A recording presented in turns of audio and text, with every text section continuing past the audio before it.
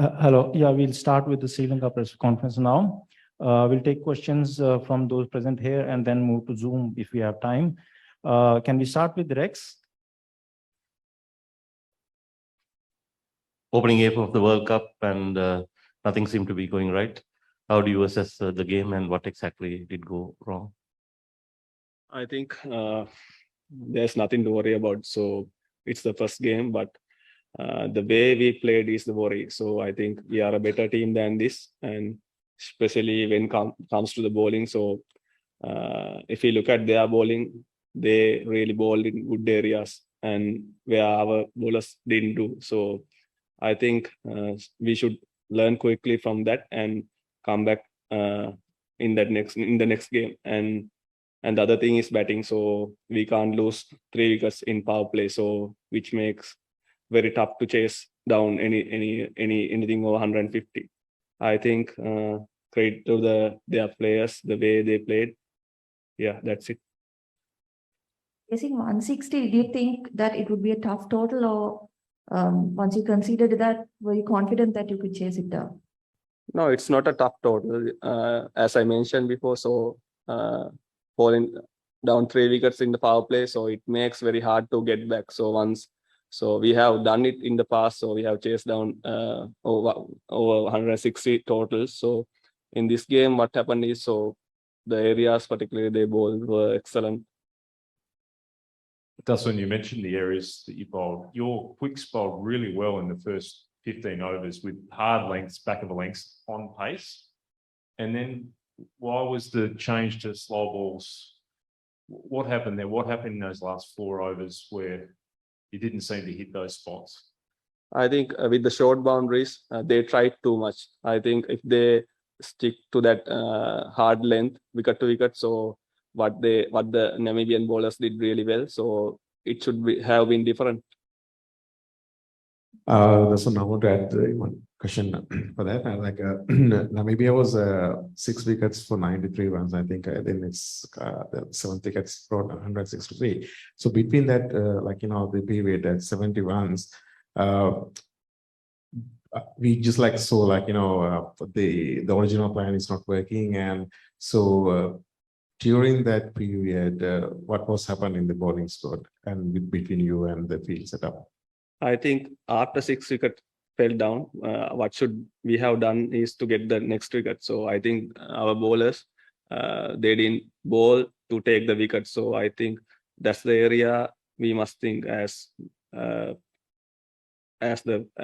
experienced cricketers now. I think each and everyone have played some handful games. So I think that's the area we should learn quickly to take the wickets. So rather than giving balls to hit, I think we gave a lot of bad balls to hit boundaries.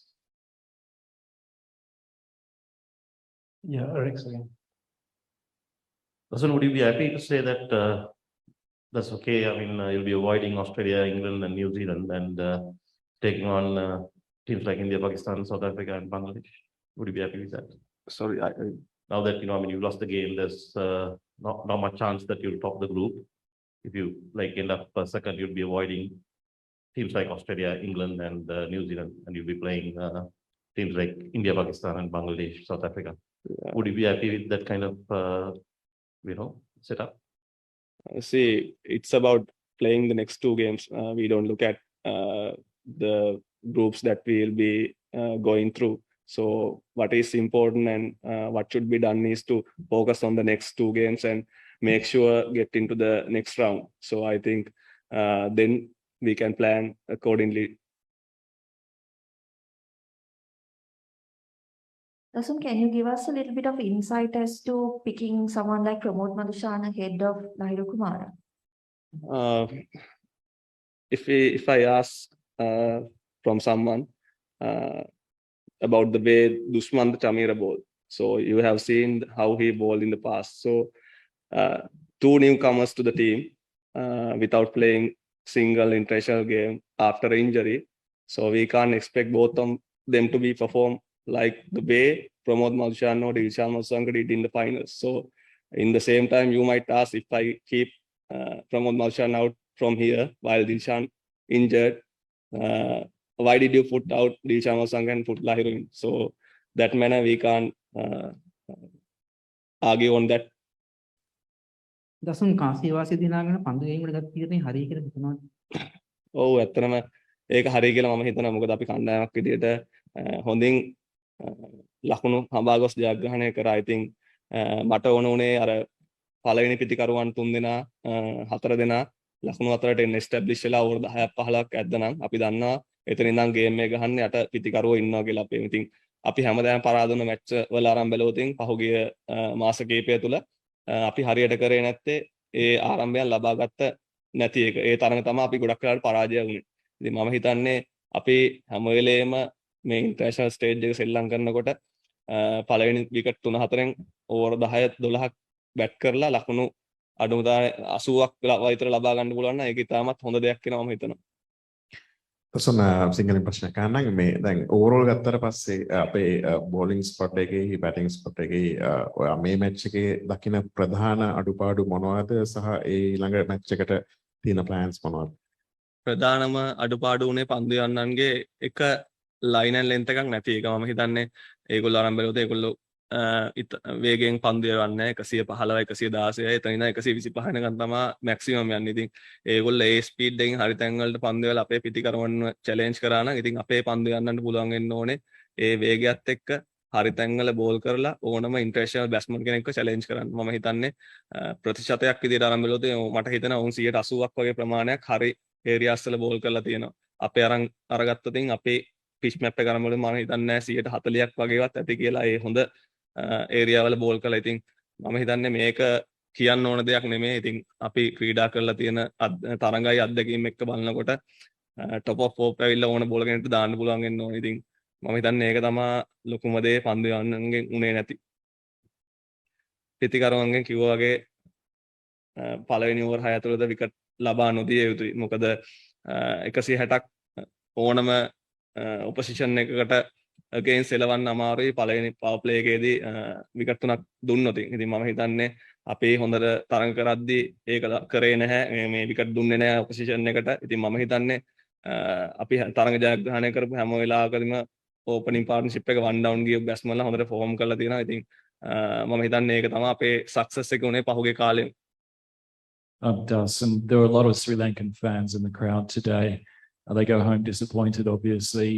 How concerned should they be that Sri Lanka is losing to a team like Namibia and have games against the UAE and Netherlands coming up? See, everyone want to win the game. So I think the fans, they were supporting throughout everywhere we go. So especially in Melbourne, it's massive crowd. So what we can do is to give them the winning thing back in the next 2 games. So we will make sure that we are giving good fight and win the next 2 games. And just in your preparations, was there any issues that you noticed beforehand that might have forecast a performance like this today? About forecast? That might have led to a performance like today? Not actually. See, we've been here since 2nd of October. So I think we prepared really well, but our plans didn't work. That's the main reason I think we could cross that mark. Yeah, now we'll take a few questions from those joining remotely. Gomesh, please go ahead. Gomesh, you have your hand up.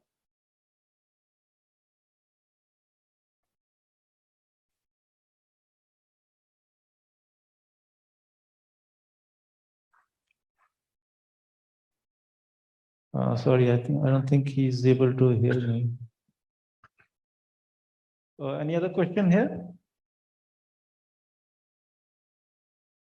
දසුන් අද තරග ඔබ ඉංග්‍රීසි භාෂාවෙන් සඳහන් කරා තරගාවලියට ටිකක් කලින් පැමිණියා.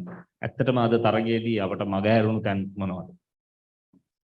මම කලින් සඳහන් කරපු ආකාරයට අපි මම හිතන්නේ ලෙන්ස් මොකද දුෂ්මන්ත ජමීර පන්දු යන විදිය දැකලා තියෙන අවුට් බෝලින්. ඉතින් මම හිතන්නේ එයා තරගයක් ක්‍රීඩා කරේ සෑහෙන කාලයකට පස්සේ. ඉතින් මම හිතන්නේ එයාගේ ගොඩක් ලෙන් මිස් වුණා. ඒ වගේම අනිත් පන්දු යන්නන්ගෙන් length consistent උනේ නැහැ. ඉතින් ඒ දේවල් निराකරණය කරගෙන ඊළඟ තරගයේදී හොඳ තරගයක් ලබා දෙන එක තමයි බලාපොරොත්තු වෙන්නේ.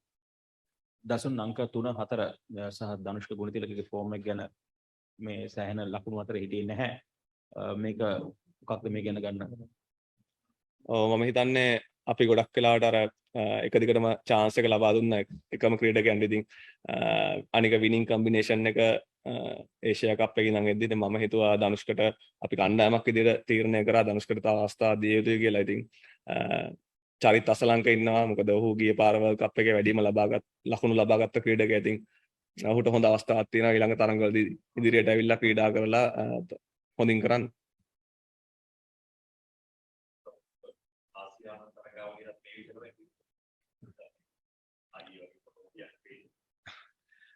මෙහෙමයි ලෝක කුසලානයක් කියන්නේ අනිවාර්යයෙන්ම challenge එක වැඩි. ඉතින් conditions වෙනස්. ඉතින් මම හිතනවා අපිට conditions වලට හරියන ක්‍රීඩකයෝ ඉන්නවා. එකම දේ අපි ඒ දවසේ හරියට perform කරන්න ඕනේ T20 තරඟවලදී. ඉතින් මම හිතනවා අද අපි හොඳට ක්‍රීඩා කරේ නැහැ. අනිවාර්යයෙන්ම ඉතිරි තරඟ දෙක ජයග්‍රහණය කරලා ඉස්සරහට ගිහිල්ලා හොඳට තරඟාවලිය ක්‍රීඩා කරලා රට ජයග්‍රහණය කරන්න තමයි අපි බලාපොරොත්තු වෙන්නේ.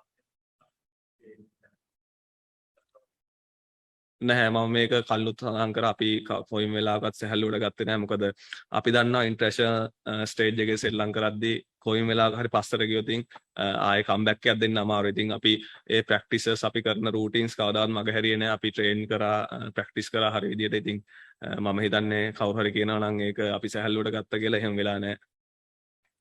We'll take one question from one of the guys joining remotely. Hamanshu, please go ahead. Yeah, hi Dashu. Hi Shanaka. Yeah, my question is actually that recently we have been seeing top order collapse from Sri Lanka very much. Like in Asia Cup, it also happened that most of the responsibility came on you and Rajpakshe. So my question is that when you have Dinesh Chandimal in your side, who is pretty much experienced better for such conditions where games are like high pressure, do you think he should be in the fix ahead of Gunathilaka since he has not been doing pretty well in last 9 to 10 matches? I think if we talk about the names, we got a lot of names in our sides back home. So it's not about 1% or 2%, 2%. So it's all about it's all about team. So I think Chandimal or someone like Angelo. So there are a few other players as well back home. I think Charit Asalanka is a right option that we got in the squad. So what we need to do is get him into the side and make sure that he performs well in the next coming games. Yeah, okay, that's about it. Thank you so much.